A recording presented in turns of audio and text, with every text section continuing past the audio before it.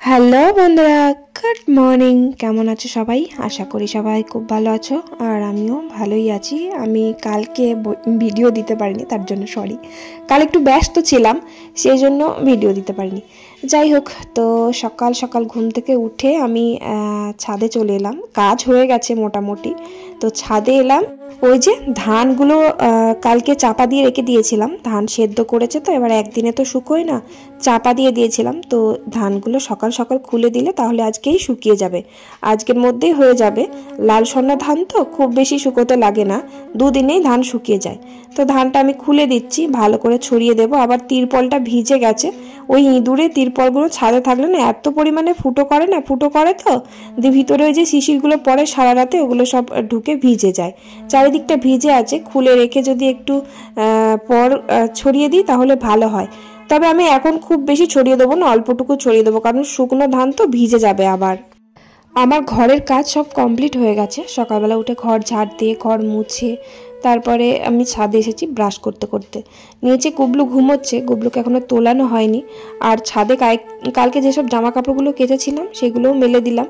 আর এই যে ধনে পাতা গাছগুলো একটু একটু বেরিয়েছে, আর মানে ইঁদুরে একটু একটু করে বেরোচ্ছে আর খাচ্ছে। আর ওই যে দেখো তিনটে লাউ গাছের চারা বেরিয়েছে, দুটো বেরিয়েছে এদিকে আর ওদিকে তিনটে। আর ক্যারেটে যে ধনে পাতা গাছগুলো দিয়েছি, ধনে গাছগুলো ওগুলো খেয়ে নিয়েছিল বলে আমি মশারি চাপা দিয়ে দিয়েছি।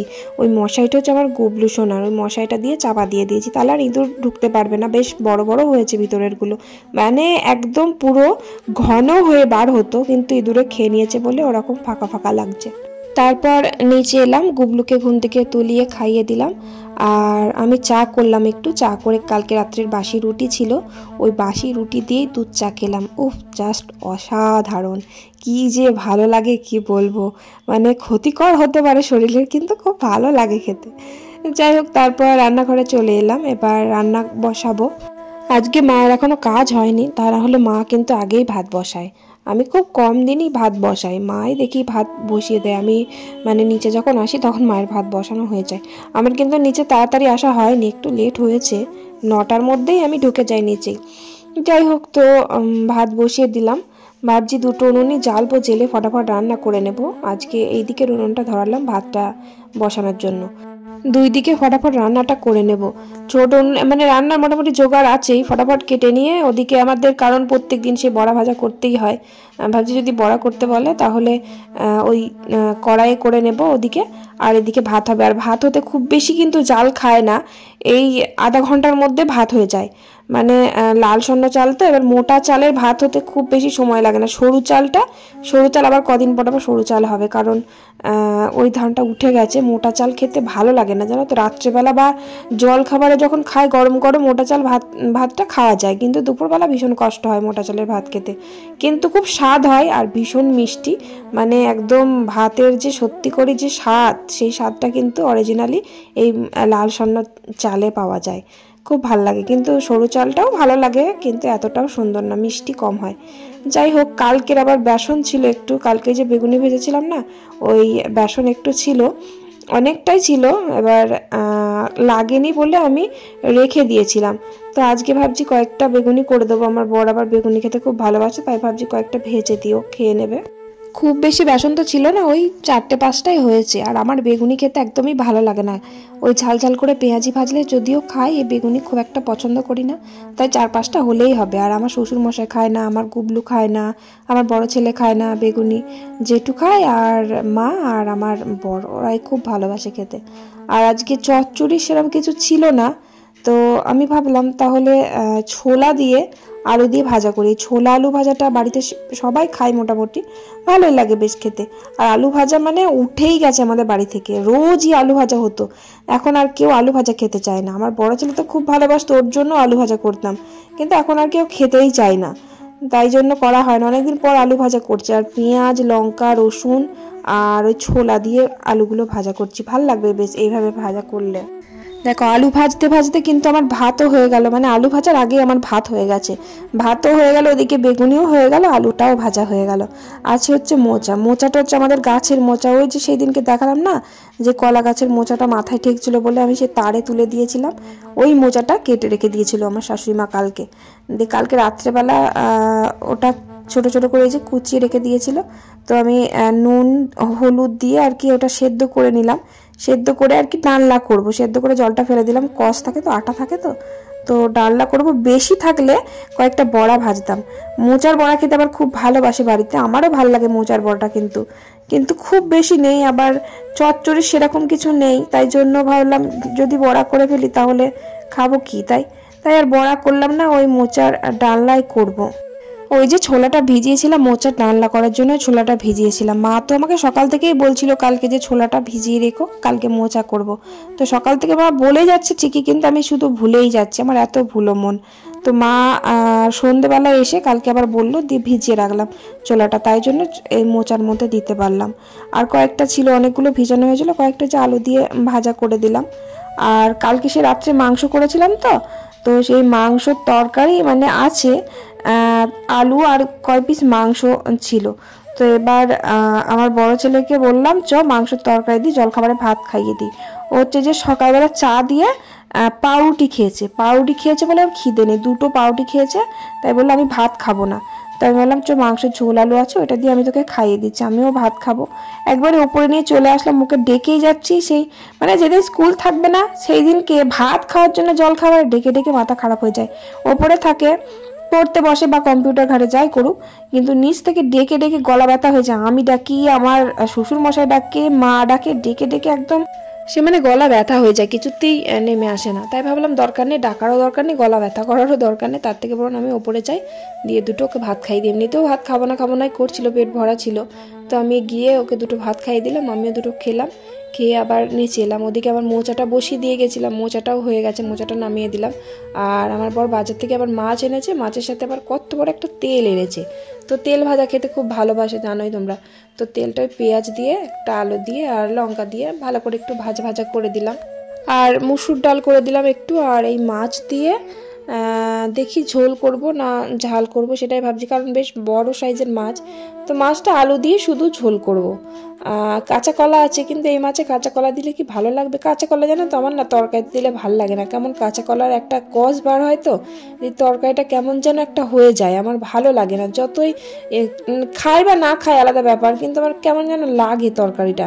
কাঁচা কলা খায় না তা নয়, খায়, একটু খায়, কিন্তু তরকারির মধ্যে দিলে কেমন যেন লাগে, ভাল লাগে না খেতে। যাই হোক, তো ভাবছি যে এই মাছটা আলু দিয়ে একটু ঝোল করব, বেশ জ্যান্ত ভালো এই মাছটা। তো রান্না আমার সেই শেষের দিকেই প্রায় এই মাছের ঝোলটা হলেই হয়ে যাবে।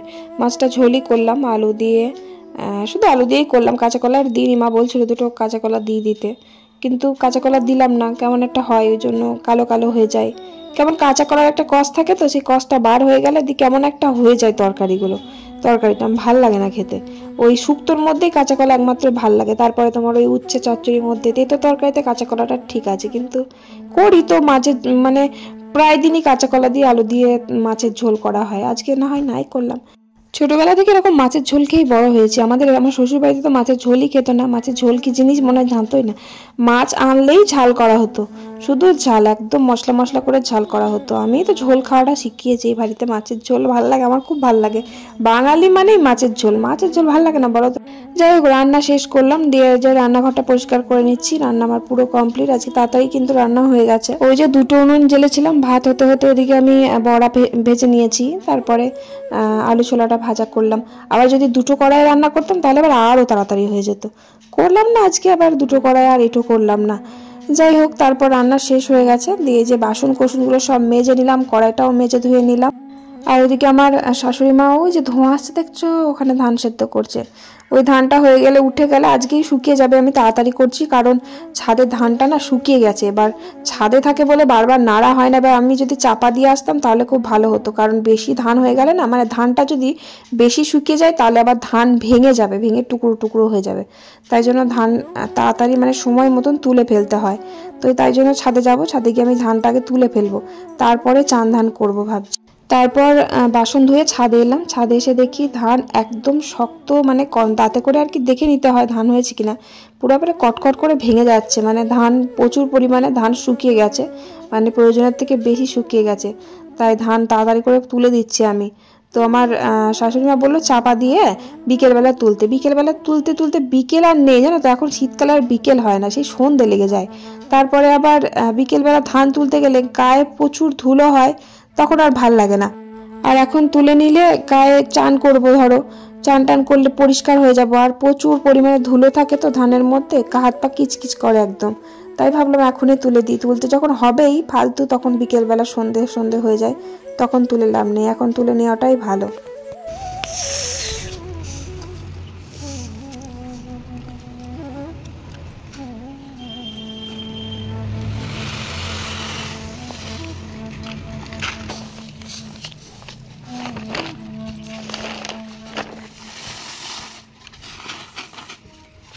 যাই হোক, আমার ধান তোলার কাজ কমপ্লিট হয়ে গেল। 2 বস্তা ধান আমি তুলে রেখে দিয়ে আসলাম, ছাদেতেই রেখে দিয়ে আসলাম।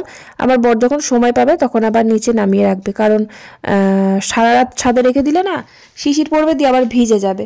তো আমার বরকে বললাম তুমি যখন সময় পাবে তখন এসে ছাদ থেকে নামিয়ে রেখে সিঁড়ির মধ্যে রাখে। যাই হোক, তারপর চান করলাম, চান করে এই যে খাওয়া দাওয়া করে নিলাম।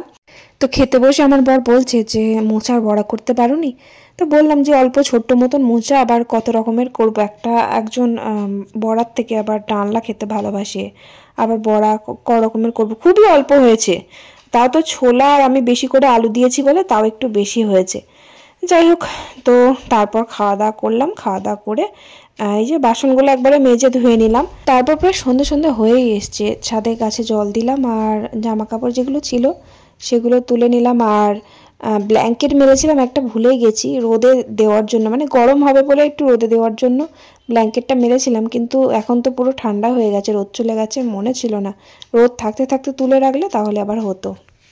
তারপর সন্ধে দিলাম। আর কালকে রাত্রে মাংস হয়েছিল বলে কালকে রাত্রে দুধ খায়নি কেউ, তাই জন্য কালকে দুধটা পড়ে আছে। আর এদিকে সকালবেলা ঘুগনি নিয়েছিল, এত নুন দিয়েছে ঘুগনিতে, মানে জল দিয়ে ফুটিয়েও এই ঘুগনিকে আর ঠিক করা যাচ্ছে না, এত নুন চড়া লাগছে। ওই ঘুগনি আমার গুবলু খাবে বলে কান্না করছিল, তাই ভাবলাম একটু জল দিয়ে ফুটিয়ে ছেলেটাকে দিও, খেতে খুব ভালোবাসে। আমার বড় ছেলেও খেতে খুব ভালোবাসে ঘুগনিটা। ওই যে দেখো বাটি করে ঘুগনি দিয়েছি, বসে বসে খাচ্ছে। আর এদিকে আমি রাত্রে খাবারটা করছি। রাত্রে আলু চচ্চড়ি করবো, ওই যে শিম বেগুন আলু দিয়ে পেঁয়াজ দিয়ে একটু চচ্চড়ি করছি। আর রুটি হবে না, আজকে ভাত করব। আর আমার বরের জন্য 4টে রুটি হবে। ভাত করব না, ভাত রয়েছে। সকালে যা ভাত নিয়েছিলাম চাল, মানে অনেক ভাত আছে। তো ওই ভাতগুলো আর কি একটু গরম করে, মানে জল দিয়ে ফ্যান ঝরিয়ে নেব, তাহলে ভাতগুলো গরম হয়ে যাবে। ওই ভাতই আমরা খাবো। কিন্তু তরকারি ছিল না, তাই ভাবলাম একটু তরকারি করি। আলুর তরকারি না হলে তো ভালোই লাগে না ভাত খেতে, তাই একটু আলু চচ্চড়ি বসিয়ে দিলাম। তারপর আমার বর বাড়ি আসলো, বললো দুটো চাল ভাজা মাখো বেশ ভালো করে, ঝাল করে। তো একটু পেঁয়াজ লঙ্কা দিয়ে ঝাল করে চাল ভাজা মাখলাম। দিয়ে যে আমার বড় ছেলেও খুব ভালোবাসে চাল ভাজা, 3জন বসে বসে টিফিন করে নিলাম। চলো আজকের ভিডিওটা আমি এখানে শেষ করি। ভালো লাগলে একটা লাইক করে কমেন্ট করে দিও। চলো আজকের মতো টাটা, বাই বাই।